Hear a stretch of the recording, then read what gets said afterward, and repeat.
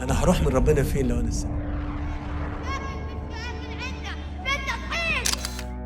غزة بتموت من جوع، ومصر لسه قافلة الباب. بقالها 21 شهر، والحرب بتاكل في غزة، والقطاع بقى زي السجن الكبير، والناس عايشة مصير مش معروف. ومع الحصار اللي بيزيد كل يوم، المجاعة وصلت لمراحل خطيرة، وبقينا نشوف ناس بتموت من الجوع كل يوم.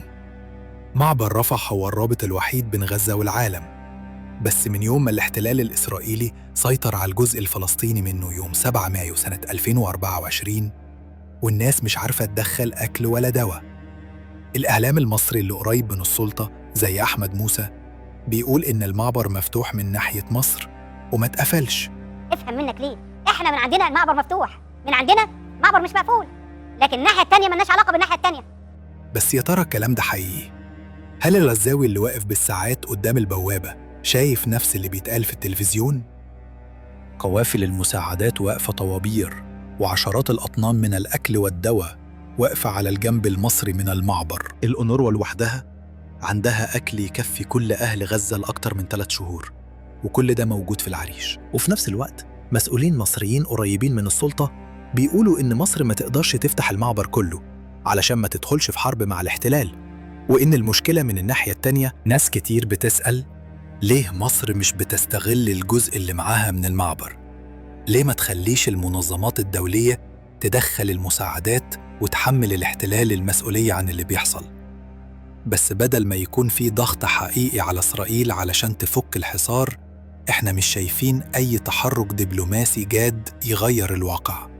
وبدل كده الإعلام بيستخدم علشان يبرر التخاذل ويشوه كل صوت بيطالب بفتح المعبر. نظام السيسي بيقول إن عنده موقف ثابت من القضية الفلسطينية، بس في الحقيقة موقفه ماشي على قاعدة ما تتدخلش، ما تتحركش، ما تزعجش حبايبك. تقارير الأمم المتحدة بتحذر من كارثة كبيرة قربت، وبيأكدوا إن أسعار الأكل ولعت بطريقة مجنونة، وإن الأكل اللي يكفي الناس موجود فعلاً، بس واقف بره القطاع ومحدش سامح له يدخل. ومع كل تصريح بيطلع من مصر يقولوا فيه إن المعبر مفتوح وإن القاهرة مستنية الاتفاق، الشاحنات لسه واقفة مكانها، وصوت الجوع لسه طالع من غزة.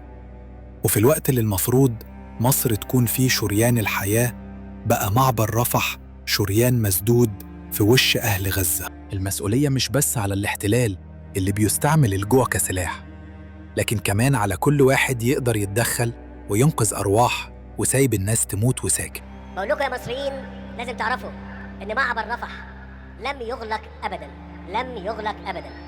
تقاعس النظام المصري لقيادة السيسي عن إنه ياخد موقف حاسم ويفتح معبر رفح قدام المساعدات بيخلي الوضع في غزة يزداد سوء كل يوم، وبيخلي الناس تتساءل بجد عن موقفه، ويخليه شريك في تفاقم المجاعة الإنسانية اللي بتحصل دلوقتي. دي مش مجرد أزمة إنسانية، دي شراكة في الحصار، شراكة في المجاعة، وشراكة في الدم.